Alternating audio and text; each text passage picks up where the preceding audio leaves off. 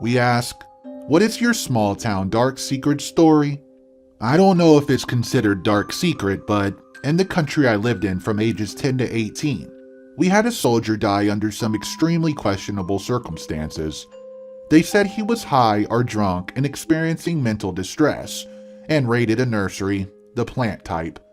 They claimed he was attacked by a wasp and ran. He called 911 several times and claimed that someone was chasing him and he was trying to kidnap him. In the last 911 call, he said everything was fine suddenly. Just 14 to 15 minutes later, he was struck by a woman who stopped and called 911. He was ran over 2 more times and died. The autopsy showed no sign of bees or wasp stings. The connection to the nursery is due to the fact it was just up the road from where he's died.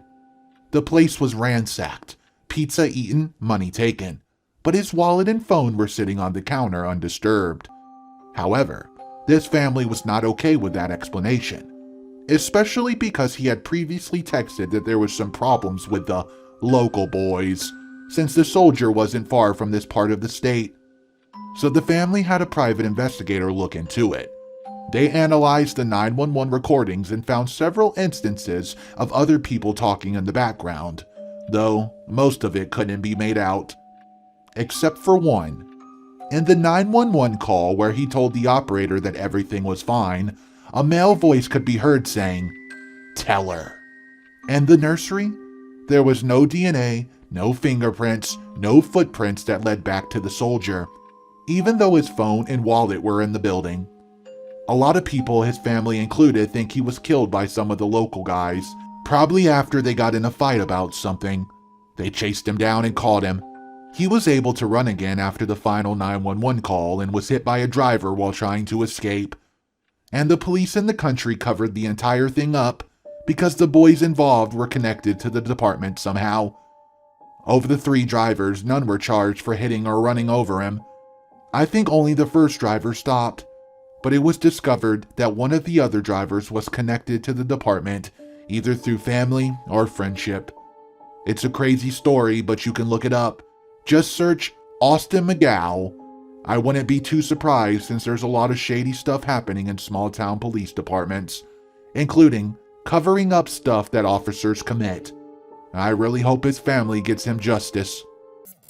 A freshman with Asperger's was being abused by his family at home. He was a problem child and got into trouble on purpose, but no one went too hard on him because of his home life.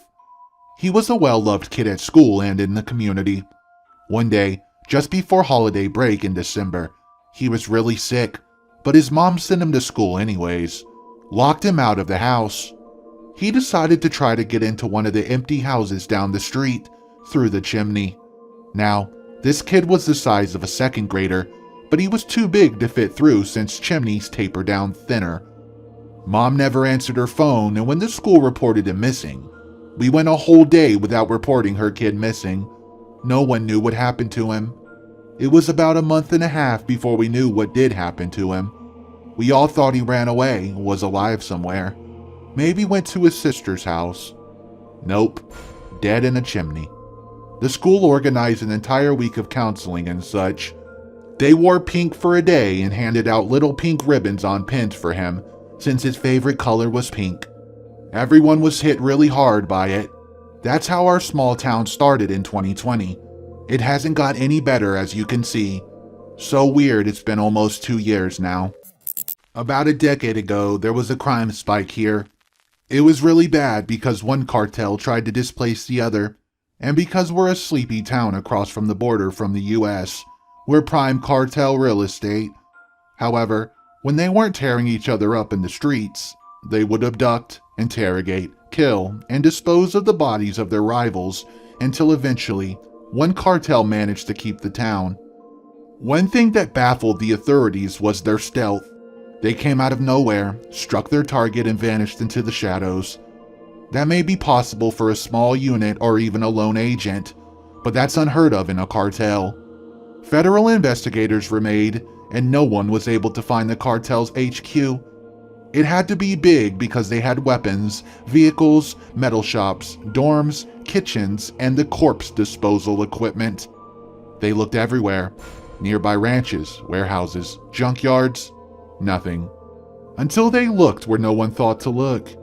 A few kilometers outside of here is a fully operational state prison that they were using as their HQ.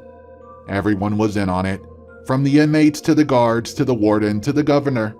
People were killed there, dissolved in acid, and drums were dumped in a nearby river.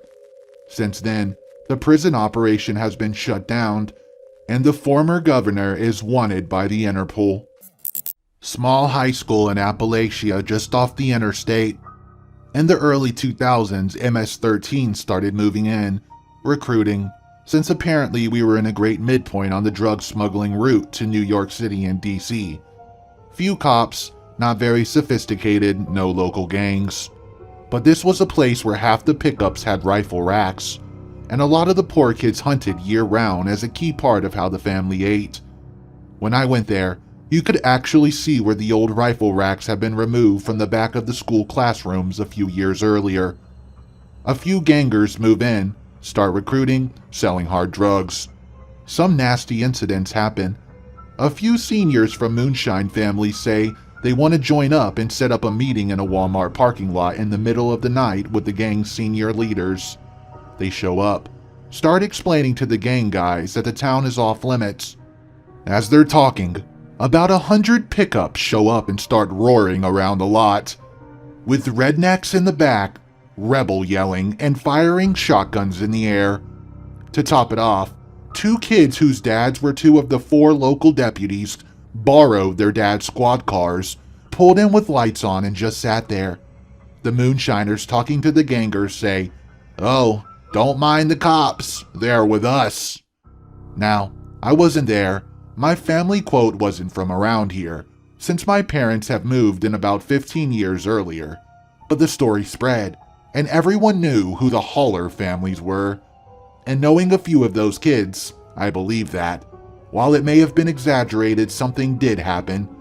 And almost 20 years later, the town 20 miles north and 10 minutes south along the interstate both have major drug and crime issues that started a couple years after the alleged incident, while my old town has basically no issues.